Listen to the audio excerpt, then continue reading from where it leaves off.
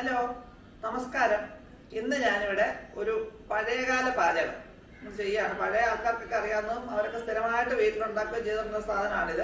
പണ്ടൊക്കെ ബേക്കറിയിൽ നിന്നൊക്കെ സാധനങ്ങൾ വാങ്ങിച്ച് നമ്മൾ കഴിക്കുന്ന പരിപാടി വളരെ കുറവായിരുന്നു. എല്ലാം കഴിയുന്നതും വീടുകളിൽ തന്നെ ഉണ്ടാക്കി ആ സാധനങ്ങളാണ് കഴിക്കുന്നത്. ഇന്നിപ്പോൾ എല്ലാവരും ബേക്കറി സാധനങ്ങളിലോട്ട് കയറിയിട്ടുണ്ട്. നമുക്കിനി ആ ബേക്കറി സാധനം മാറ്റിയിട്ട് പിള്ളേർക്കൊന്നും ചോദിച്ചപ്പോൾ അവർക്ക് ഈ സാധനം എന്താ അറിയത്തില്ലതാണ് പിള്ളേരൊക്കെ പറയുന്നത്. അപ്പം നമുക്ക് അവരെയൊക്കെ പഠിപ്പിച്ചു കൊടുക്കുക എന്താ സാധനം എന്നുള്ള കാര്യം. എന്താണെന്നല്ലേ, അരിയുണ്ട. അരിയുണ്ട ഉണ്ടാക്കുന്നതിന് മുമ്പ് അരി വറുത്ത് പൊടിച്ചും തിന്നും, അത് അരിയുണ്ടയാക്കി തിന്നും. അതിന് എങ്ങനെയാണ് ഉണ്ടാക്കുന്ന നോക്കാം. വീഡിയോയിലേക്ക് പോകുന്നതിന് മുമ്പ് നിങ്ങൾ എല്ലാവരും എൻ്റെ ഈ ചാനൽ ഒന്ന് ലൈക്ക് ചെയ്യുക, ഷെയർ ചെയ്യുക, സബ്സ്ക്രൈബ് ചെയ്യുക. സബ്സ്ക്രൈബ് ചെയ്യുമ്പം അതിൻ്റെ കൂടെ വരുന്ന ബെല്ലൈക്കൺ ഒന്ന് പ്രസ് ചെയ്യുക. അപ്പോൾ ഓൾ എന്നൊരു ഓപ്ഷൻ വരും. അതുകൊണ്ട് എനേബിൾ ചെയ്തെങ്കിൽ മാത്രമേ ഞാൻ അപ്ലോഡ് ചെയ്യുന്ന പുതിയ പുതിയ വീഡിയോസ് നിങ്ങൾക്ക് നോട്ടിഫിക്കേഷൻ ആയിട്ട് കിട്ടുകയുള്ളൂ. അപ്പോൾ പിന്നെ ഒരു കാര്യം, ഇന്ന് ഞാൻ വീഡിയോ കൈകാര്യം ചെയ്യാന്ന് വെച്ചു. ചേച്ചി അത് ഉണ്ടാക്കാമെന്ന് പറഞ്ഞിട്ട് ഞാൻ വീഡിയോ കൈകാര്യം ചെയ്യാന്ന് വെച്ചു. മറ്റേ എല്ലാം ഞാൻ തന്നെ ചെയ്തോണ്ടിരുന്നത്. അപ്പൊ ഇന്ന് ക്യാമറയ്ക്ക് പിന്നിലാണ് ഞാൻ. നമുക്കതെങ്ങനെ ഉണ്ടാക്കാൻ നോക്കാം. നേരെ നമുക്ക് വീഡിയോയിലേക്ക് പോകാം. നമ്മൾ അരി വറുത്ത് പൊടിക്കാൻ വേണ്ടി ആദ്യം നമുക്ക് അരി വറുത്ത് പൊടിക്കണം. അതിനായിട്ട് ഞാൻ ചീനിച്ചൊക്കെ എടുപ്പ് വെച്ചിട്ടുണ്ട്. നമുക്ക് ഇനി അതിനകത്തേക്ക് അരി ഇട്ട് കൊടുക്കാം. നമ്മൾ വെക്കുമ്പോൾ എപ്പോഴും ചാക്കരി, ഒന്നീ നമ്മൾ അരി ചോറ് വെക്കുന്ന അരിയില്ലേ, പച്ചരിയല്ല, ചോറ് വെക്കുന്ന അരി തന്നെ ഉപയോഗിക്കാൻ ശ്രദ്ധിക്കുക. അതാണ് ഏറ്റവും നല്ലത്. ഇനി നമുക്ക് ഒരു ഗ്ലാസ് അരി എടുത്തിട്ടുണ്ട്. അത് 250 ഗ്രാം അരി എടുത്തിട്ടുണ്ട്. അതിനെ നമുക്ക് നല്ലപോലെ ഒന്ന് വറുത്തെടുക്കണം. അത് നല്ലപോലെ നല്ല പൊരിഞ്ഞ് വരണം അരി. അപ്പം പൊരിഞ്ഞ ആ ശബ്ദം കേൾക്കും. ആ നല്ലപോലെ അരി മൊത്തം പൊരിഞ്ഞതിന് ശേഷം വേണം നമുക്ക് അടുത്ത സ്റ്റെപ്പിന് നോക്കാൻ. നമുക്കിനി അരിയെ ഒന്ന് പൊരിച്ചെടുക്കാം. ഞങ്ങളൊക്കെ പിള്ളേരടിക്കുന്ന സമയത്ത് വീട്ടിലെ അമ്മയും അമ്മൂമ്മയും ഒക്കെ ഇതുപോലെ അരി വറുത്ത് പൊടിച്ച് തേങ്ങയൊക്കെ ഇട്ട് ശർക്കരയോ പഞ്ചസാര എന്തെങ്കിലും ഇട്ട് തരുന്ന വൈകിട്ട് സ്കൂളിൽ നിന്നൊക്കെ വരുന്നത്. എന്നിട്ട് ആ അരി തന്നെ നമുക്ക് പൊടിച്ചു കഴിഞ്ഞാൽ അത് വെച്ച് ഉണ്ട പിടിക്കാം. അതെങ്ങനെയാണെന്ന് ഞാൻ പറഞ്ഞുതരാം. ഈ അരി നമ്മൾ കുതിർത്തത് തന്നെ നമ്മൾ വെറുതെ കഴുകിയെടുത്താണ് വറക്കുന്നത്. അല്ലെങ്കിൽ അതുപോലത്തെ വറുത്ത അഴുക്കും പൊടിയൊക്കെ ഉണ്ടെങ്കിൽ അറിയത്തില്ല. കഴുകി അതിനെ ഡ്രെയിൻ ചെയ്ത് വെള്ളം മൊത്തം കളഞ്ഞ് അങ്ങനെയാണ് ഞാൻ എടുത്തേക്കുന്നത്. എല്ലാം പണ്ട് കഴുകും ചെയ്യുന്ന എനിക്ക് അറിയത്തില്ല. നമ്മളൊന്നും അറിയത്തില്ല. എല്ലാം ഉണ്ടാക്കി തരുന്ന കഴിക്കുന്നതല്ലേ ഉള്ളൂ. പണ്ടത്തെ 4 മണിക്ക് ഉപ്പേരിക്കപ്പ വറുത്ത് പൊടിക്കണമായിരുന്നു. ഉപ്പേരിക്കപ്പ തന്നെ കപ്പ വറ്റല് അതുപോലെ തന്നെ വറുത്ത് പൊടിച്ച് അതിനകത്ത് ശർക്കരയും തേങ്ങാനും കൂടെ ഇട്ട് കഴിക്കുമായിരുന്നു. ഞങ്ങൾക്ക് അതൊന്നും അറിയത്തില്ല. അരി വറുത്ത് പൊടിച്ചിരുന്ന അറിയത്തുള്ളൂ. ഒരു നല്ല പലഹാരമായിരുന്നു 4 മണിക്ക് വരുന്ന കഴിക്കും.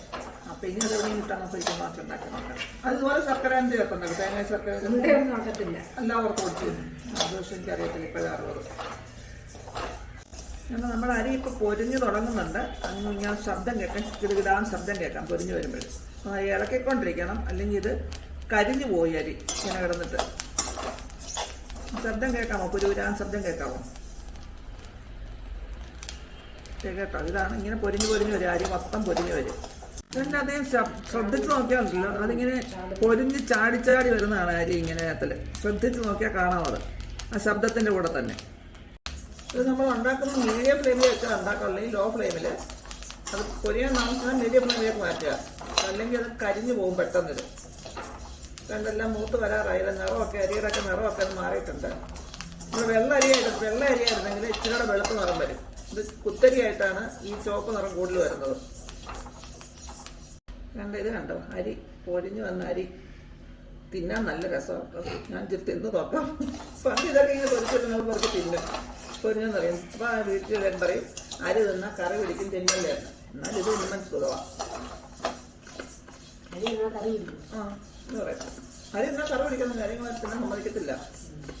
ഒന്നുകൂടെ നോക്കണം. എന്നിപ്പോൾ അതിൻ്റെ പൊട്ടുന്ന ശബ്ദമൊക്കെ നിന്നിട്ടുണ്ട്. അപ്പോൾ ആ പൊട്ടുന്ന ശബ്ദം നിന്നാൽ അത് മൂത്തണം. അത്രയും മതി. നമുക്കിനി തീ അണച്ചു കൊടുക്കാം.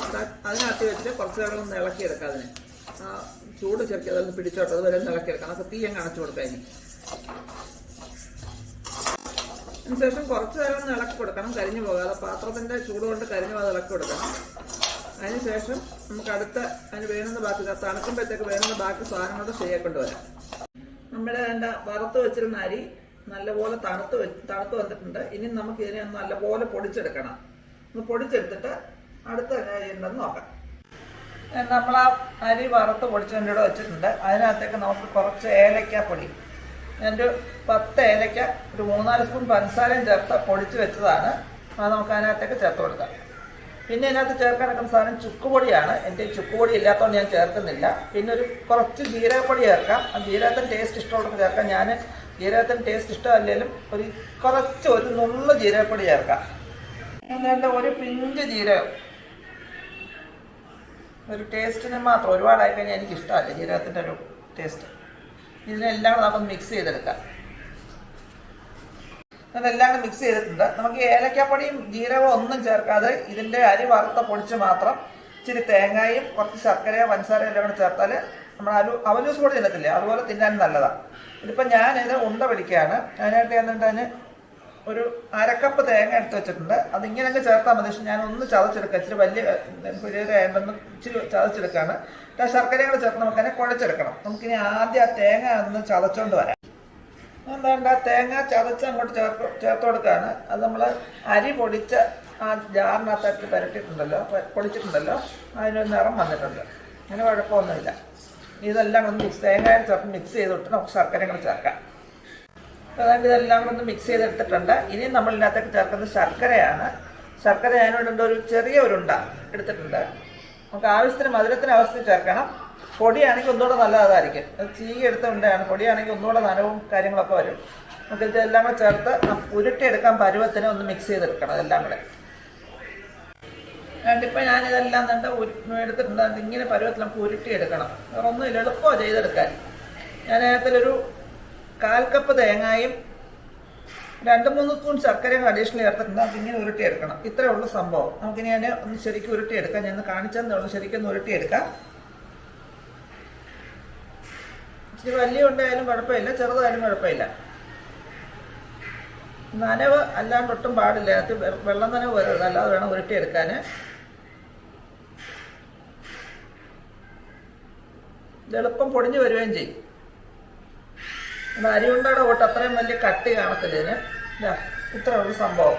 നമുക്കിതെല്ലാം ഇതുപോലെ ഒന്ന് ഉരുട്ടിയെടുക്കാം. അപ്പം നമ്മുടെ അരിയുണ്ട എല്ലാം റെഡി ആയിട്ടുണ്ടാവും. നമ്മൾ വായിലോട്ടിട്ട് അലിഞ്ഞു പോകുമെന്ന് പറഞ്ഞാൽ നല്ല സുന്ദരൻ അരിയുണ്ട ഉണ്ട്. പരുവത്തിന് മധുരവും ഒക്കെ ചേർത്ത് നല്ല മയവും ഒക്കെ ഉള്ള നല്ല അരിയുണ്ട. ഇനി നമുക്കിതിനെ ടേസ്റ്റ് ചെയ്ത് നോക്കാം. വേണ്ട അരിയുണ്ടായിട്ട് നോക്കാണേ.